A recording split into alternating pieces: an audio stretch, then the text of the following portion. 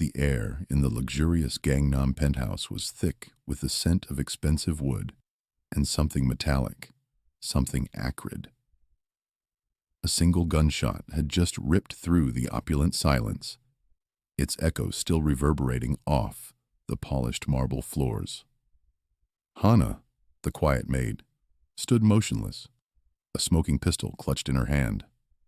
At her feet, one of Mr. Kim's top lieutenants, a man named Jae-hoon, lay sprawled, a crimson stain blossoming rapidly across his pristine white shirt. His eyes, fixed on the ornate chandelier above, were already glazed over, life draining from them with terrifying speed. Across the vast, dimly lit living space, Mr. Kim, the formidable Korean Mafia boss, was frozen in a tableau of utter disbelief. His usual composure, a mask of cold, unyielding authority, had shattered. He stared at Hana, his maid, the woman who moved through his world like a ghost, cleaning his messes, making his tea, and now ending the life of one of his most trusted men. His eyes were wide, a flicker of something akin to fear dancing within their depths.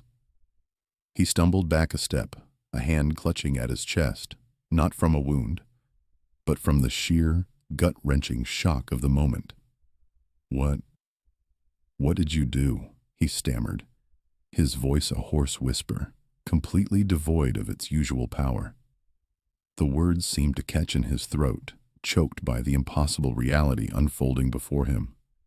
Hana, her face a serene canvas amidst the chaos, met his gaze without flinching.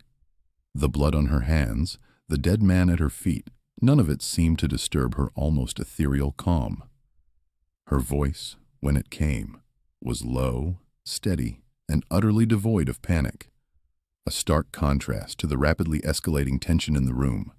"Pretend you're dead," she instructed, her words cutting through the stunned silence with an unnerving clarity. Mr. Kim, still reeling from the sudden, brutal murder of his lieutenant, didn't immediately move. His mind raced, trying desperately to process her audacious command, the sheer, unimaginable nerve of this woman. He was Mr. Kim, a man who commanded fear and respect, a man whose word was law, and now his maid was telling him to play dead. The absurdity of it was almost comical, if not for the grim reality of the situation. Then, from the hallway outside the penthouse door, the muffled sounds of heavy footsteps and agitated shouting began to grow louder, closer. More of Mr. Kim's men, drawn by the gunshot, were undoubtedly on their way, about to burst into this blood-soaked scene. The clock was ticking, and Mr. Kim, for the first time in a very long time, felt a cold dread seep into his bones. Hana's gaze flickered back to the lifeless form of Jae-hoon, then returned to Mr. Kim, a silent, almost poignant question in her eyes. "Some people just don't know when to stop pushing," she murmured, her voice carrying a weight that belied her gentle demeanor. It was a statement that spoke volumes, hinting at a deeper narrative, a hidden history of grievances and betrayals that had culminated in this violent act. The heavy blows against the penthouse door intensified, the wood beginning to splinter under the relentless assault. Each crack of the wood was a drumbeat, signaling the imminent breach, the inevitable confrontation. Hana remained perfectly still, her focus unwavering. The sounds outside grew to a frantic crescendo, a symphony of impending chaos. Before we continue, subscribe to the channel and tell us where you're watching from in the comments. Hana's life began far from the opulent, blood-stained floors of a Gangnam penthouse.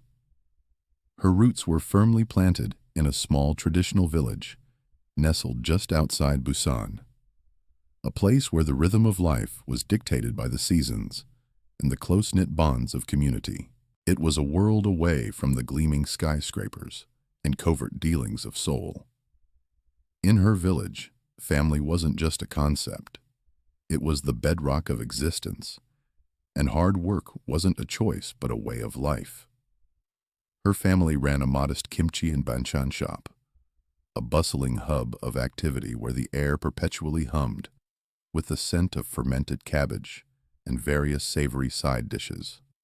From a tender age, Hana learned the value of diligence, her small hands deftly slicing cabbage or stirring pots alongside her parents. Her upbringing was stringent, yet imbued with a profound love. Her parents instilled in her and her siblings the paramount importance of respect for elders, a virtue that permeated every interaction, and quiet resilience, the ability to weather life's storms with unwavering grace.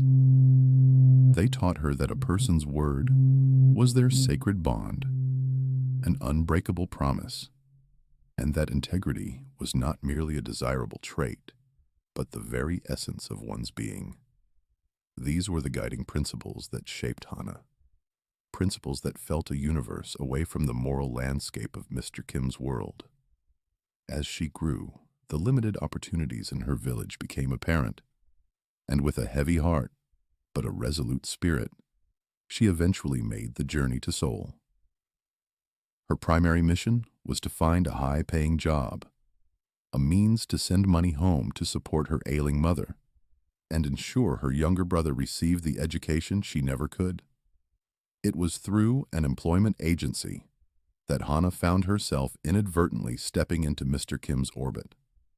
The agency, tight-lipped and professional, had only disclosed that her employer would be a wealthy, private individual with exacting standards. They never mentioned the name nor the nature of his business. Her first impression of the penthouse was one of overwhelming opulence, vast echoing spaces adorned with art that probably cost more than her entire village, and a pervasive, almost suffocating silence that was occasionally punctuated by hushed phone calls or the low murmur of men's voices. It was a silence that hinted at secrets, at an undercurrent of tension that she couldn't quite decipher but instinctively felt. Mr. Kim himself was initially a distant, almost spectral figure. He was always impeccably dressed, his suits tailored to perfection, his demeanor radiating an aura of untouchable authority. He rarely spoke directly to her, his instructions usually relayed through a stern-faced assistant. He was a man of few words, but his presence alone was enough to fill a room, to command attention without uttering a single syllable. Through the hushed phone calls, the late-night meetings, and the parade of men who visited, always dressed in dark suits and carrying an air of quiet menace, Hana gradually pieced together the puzzle of his power. She understood, with a growing sense of unease, that he was a man of immense power and consequently immense danger. Yet, despite the inherent threat he represented, he always treated her with a strange, almost detached courtesy, a cold politeness that never quite warmed, but never openly threatened her either. Still, even in those early days, subtle tensions began to surface, hinting at the darker currents beneath the polished surface of the penthouse. There was the incident of the broken vase, a priceless antique that she was vehemently blamed for, despite knowing with absolute certainty she hadn't touched it, or the sudden, unexplained changes to her work schedule, shifts that felt arbitrary and controlling. And then there were Mr. Kim's occasional cold stares at his subordinates, looks that could curdle milk and make the air in the room heavy with unspoken fear. These moments, seemingly minor in isolation, were like cracks in the facade, subtle indicators that this opulent world harbored a darker, more volatile reality than its pristine appearance suggested. Hana, with her ingrained quiet resilience, observed everything, filing away these small incidents, sensing a subtle shift in the atmosphere that she couldn't yet articulate, but knew, deep down, was profoundly unsettling. As the months turned into a year, Hannah noticed a subtle yet significant shift in her relationship with Mr. Kim. Or perhaps it was more accurate to say his perception of her began to change. The distant courtesy, the detached politeness, slowly eroded, replaced by something far more unsettling. He started speaking to her more directly, not about her duties, but about his business dealings. She became his unwitting confidant, a silent, invisible listener to his monologues on betrayal and loyalty, on the ruthless mechanics of his empire. He would pace the expansive living room, phone pressed to his ear, loudly discussing strategies, threats, and sometimes the fates of his rivals, completely oblivious, or perhaps uncaring, that his maid was within earshot, meticulously dusting his priceless artifacts. The irony was not lost on Hannah. He spoke of loyalty while, in his own way, subtly betraying her privacy and her peace of mind. These confidences were not a sign of trust, but rather a reflection of his growing disregard for her presence, as if she were merely another piece of furniture, incapable of comprehension or judgment. This disregard soon manifested in more overt ways. She began to witness specific instances of humiliation, not always directed at her, but always in her presence, designed to reinforce his absolute power. She recalled one particularly chilling evening when another employee, a young man who had spilled a small amount of wine during a dinner party, was publicly shamed. Mr. Kim, his face a mask of cold fury, forced the man to kneel and beg for forgiveness, not just from him, but from his guests.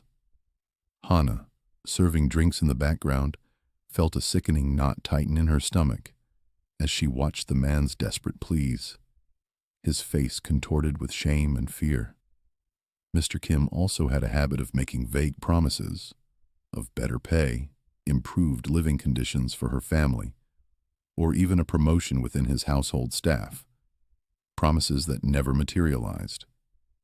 They were dangled like carrots, keeping her in a perpetual state of hopeful anticipation, yet always just out of reach, a constant reminder of her precarious position and his manipulative control.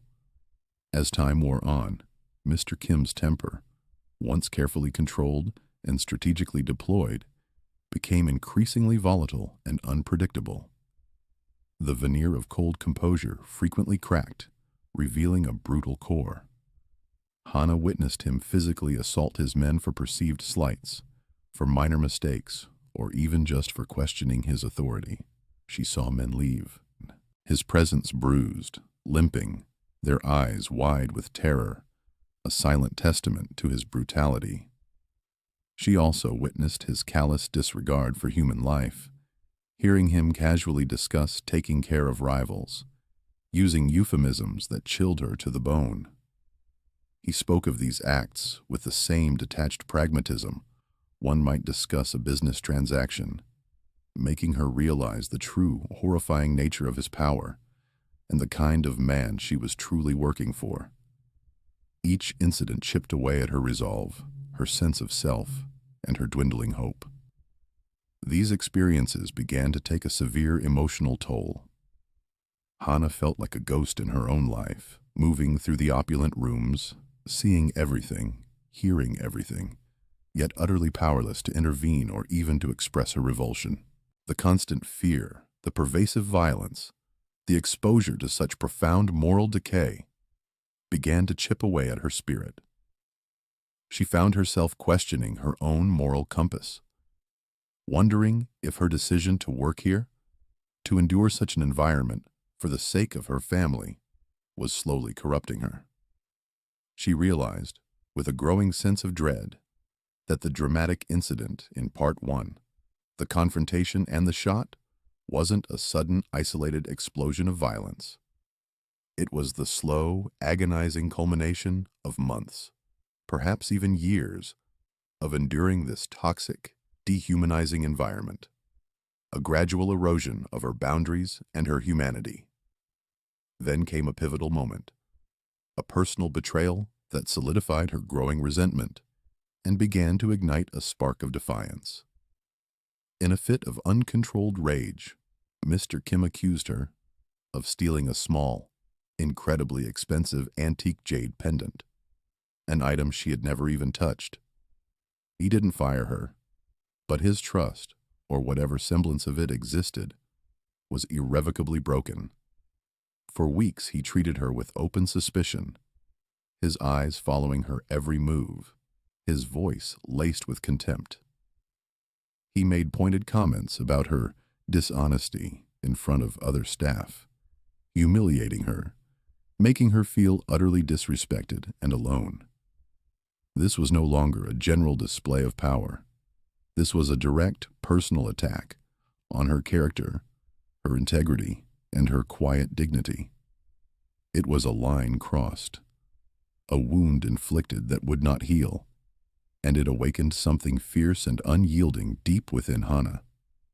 The true, unforgivable act, the one that shattered any remaining fragments of Hana's quiet loyalty and respect for Mr. Kim, arrived not as a sudden explosion, but as a chilling revelation overheard from the shadows of his office.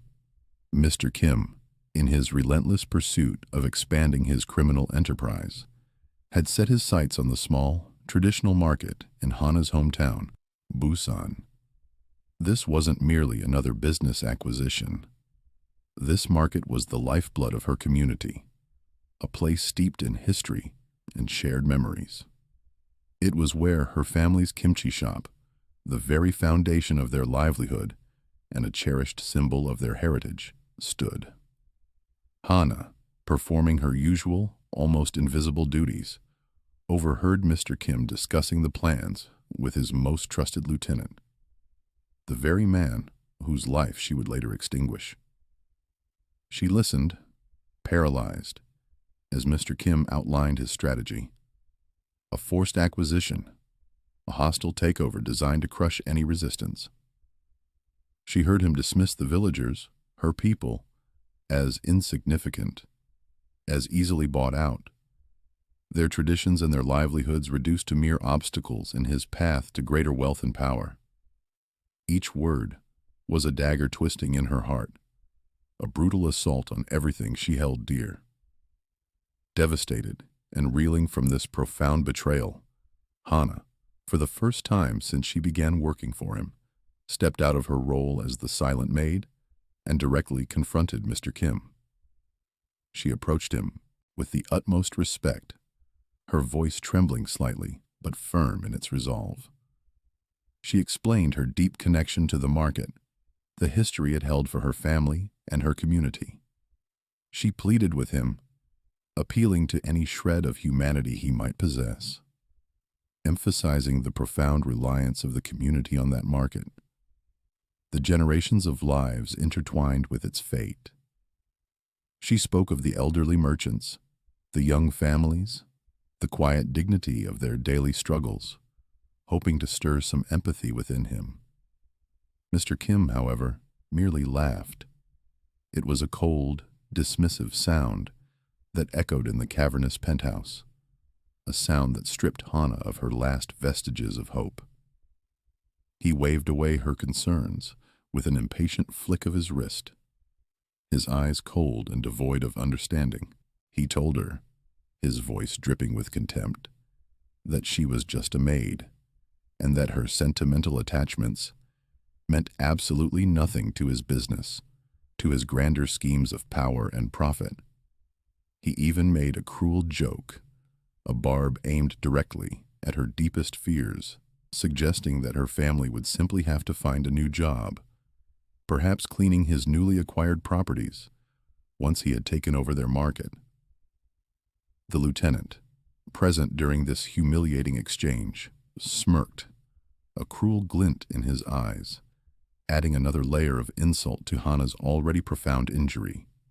This moment, this brutal dismissal, shattered any remaining loyalty or respect Hana had for Mr. Kim. The laughter, the cold indifference, the open ridicule. It was a line crossed from which there was no return. She realized, with a chilling clarity that settled deep in her bones, that reasoning with him was utterly pointless. His disregard for her family, for her heritage, for the very fabric of her identity, was absolute and unyielding.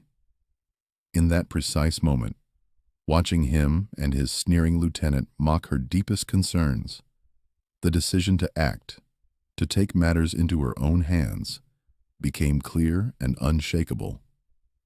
There was no turning back, no alternative path.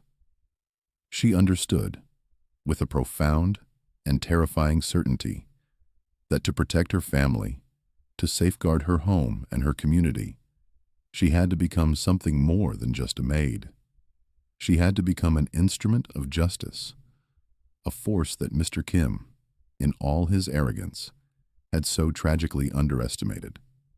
Hana began to meticulously plan her retribution, a silent, methodical undertaking, born from profound despair and unwavering resolve. Her position as the seemingly invisible maid, a ghost in the opulent corridors of Mr. Kim's penthouse, transformed into her greatest asset. She observed, not with the passive gaze of a servant, but with the keen eye of a strategist. Every routine, every habit, every minute detail of Mr. Kim's life and the lives of his inner circle became data points in her intricate mental map. She noted the precise times Mr. Kim left and returned, the patterns of his security detail, the shift changes of the guards, the preferred routes of his lieutenants through the sprawling residence. The layout of the penthouse, once merely a blueprint for her cleaning duties, became a tactical diagram.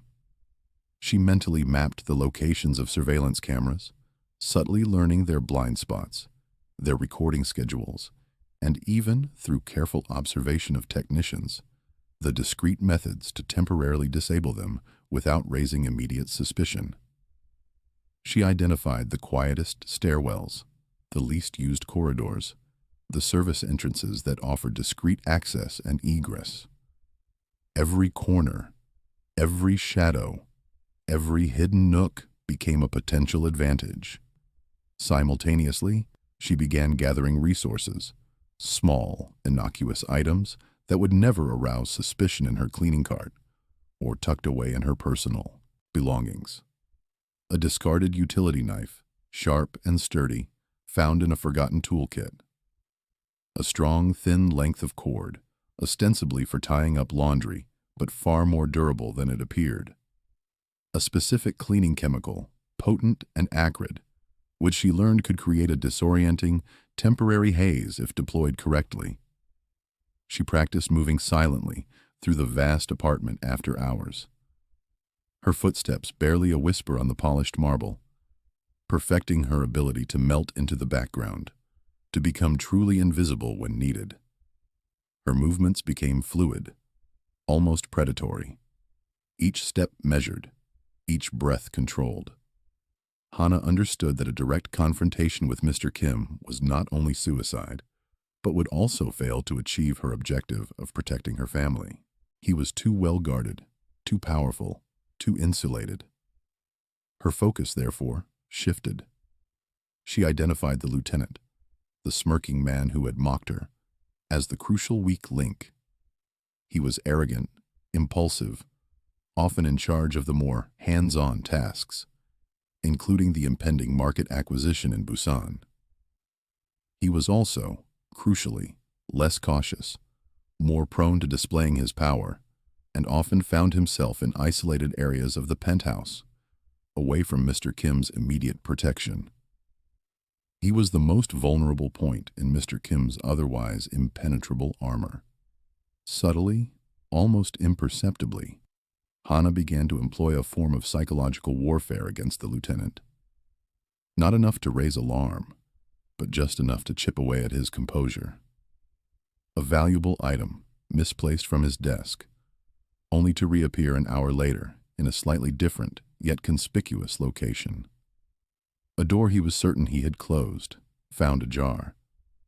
A faint, unfamiliar scent in his private study that vanished as quickly as it appeared. Small, unsettling anomalies that made him question his own memory, his own sanity. He would often rub his temples, a flicker of confusion in his eyes, muttering about being tired or overworked. These were minor disturbances, calculated to make him feel uneasy, to subtly erode his confidence, and to make him perhaps a fraction less alert when the true moment arrived. As the days turned into the fateful week, Hana identified the perfect window of opportunity. Mr. Kim was expecting an important rival, a high-stakes meeting that would demand heightened security, yet also divert much of the attention to the main entrance and the public-facing areas of the penthouse. The lieutenant would be in a specific, isolated study, preparing documents, making last-minute calls, and ensuring everything was in order for the critical negotiation. He would be focused, perhaps even stressed, and importantly, alone. Hana set her internal clock, the rhythm of her heart beating a silent countdown. She mentally rehearsed every step, every movement, every breath, visualizing the sequence of events with chilling precision. Each action was etched into her mind, a flawless choreography of purpose and vengeance. The time for silent planning was drawing to a close. The moment of reckoning was at hand. The narrative returns to the moments leading up to the opening scene, the tension in the air thick and palpable. Hana moved through the opulent penthouse, a silent phantom amidst the swirling preparations for Mr. Kim's high-stakes meeting. She carried her cleaning supplies, her movements fluid and practiced, her face a mask of serene indifference. The lieutenant, her chosen target, was exactly where she anticipated, in a secluded study, engrossed in documents related to the Busan market takeover. His voice, loud and obnoxious, carried through the slightly ajar door.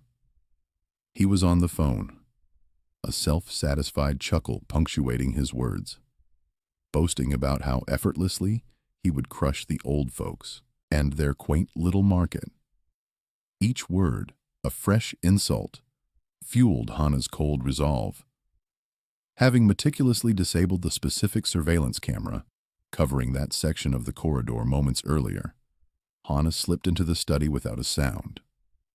The lieutenant, completely absorbed in his phone call and his own arrogance, did not notice her entry. His back was partially turned, his focus entirely on the conversation. Hana moved with a practiced precision born from weeks of silent rehearsal. The strong, thin cord, disguised as a utility item, was in her hand. In one swift, efficient motion, she was behind him, the cord taut around his neck. He gasped, the phone clattering to the expensive rug. His eyes, wide with shock and sudden terror, bulged as he struggled, his hands flailing wildly, clawing at the unyielding cord.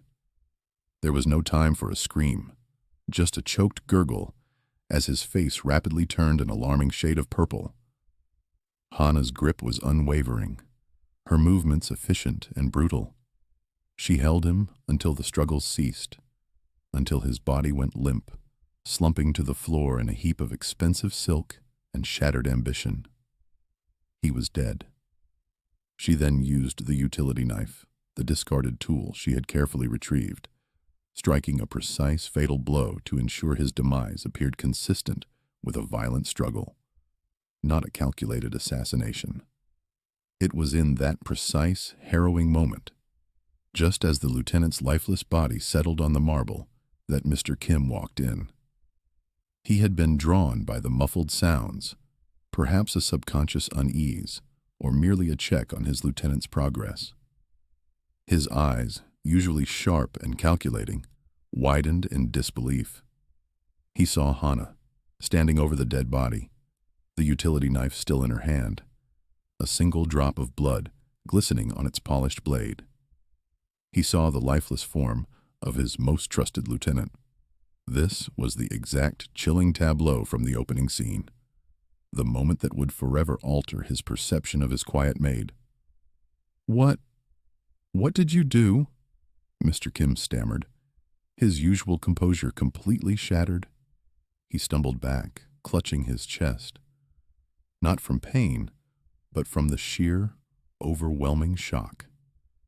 The sound of heavy footsteps and shouting grew louder from the hallway outside the penthouse door. His men, alerted by the disturbance, or perhaps simply completing a routine check, were moments away. Hannah, her face calm, almost serene despite the gruesome scene, looked directly into his eyes. Her voice was low, urgent, and without a hint of panic. "Pretend you're dead." Mr. Kim was still processing, his mind struggling to reconcile the image of the demure maid with the cold-blooded killer before him. The footsteps outside grew louder, more insistent. The door began to splinter under heavy blows. Hannah quickly explained, her voice a low, urgent whisper that cut through his shock. "Your men will assume you've been attacked by an unknown assailant if they find you dead, alongside your lieutenant. This is your only chance to survive the immediate threat from your own men who might seize this opportunity for a power grab."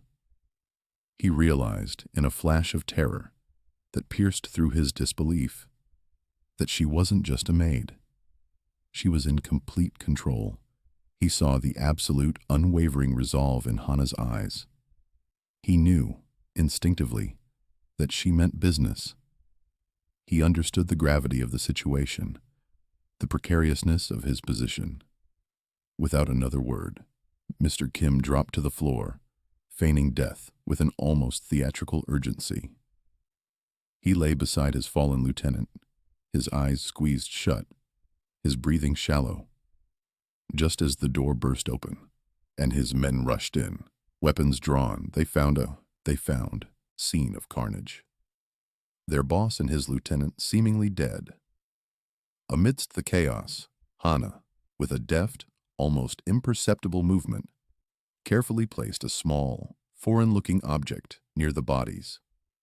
A piece of ceramic, ostensibly from a broken vase, that she had subtly altered to appear like a fragment of a foreign weapon or a calling card from a rival gang. It was a fake evidence designed to suggest an outside attack, to sow confusion and misdirection.